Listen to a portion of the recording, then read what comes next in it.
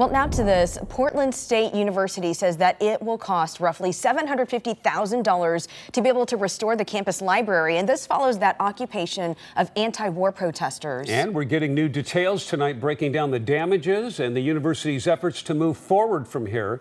Joelle Jones joins us live. She got a chance to tour the library for a second time. How are things looking to you, Joelle? Well, we saw some major improvements, Jeff, since the last time we were here last Thursday. You know, there's still some glass on the ground and some graffiti, but the walls are now largely repainted. And as the university makes progress in cleaning up this damage, President Ann Cudd says they are now working to restoring the climate on campus, which she says remains fraught.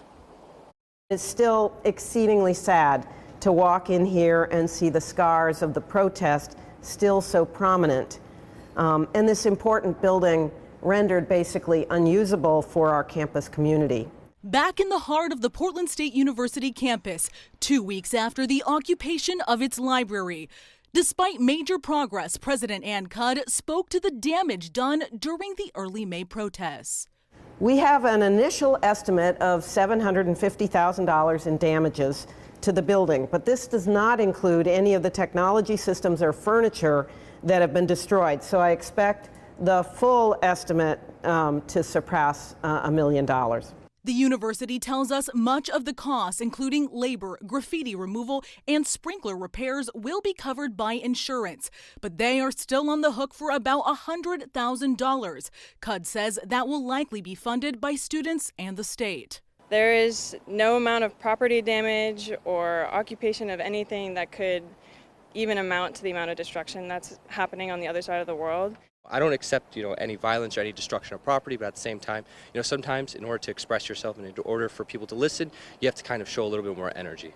Students on campus say the hefty price tag is far less concerning than the war in Gaza, sharing mixed reactions to administration's handling of the occupation. The campus closures were excessive and did not need to happen, and that the escalation didn't happen until the PPB got here. That crossed a line that was unacceptable, absolutely. Activism, protest, gaining attention, but destroying is a different, goes beyond. Cudd says she is committed to continuing to pause the university's involvement with Boeing as she meets with students to further a dialogue. Having that forum where students can speak openly and kind of change administration's mind on the situation is really helpful, and I feel like it's a stepping stone towards where we need to be.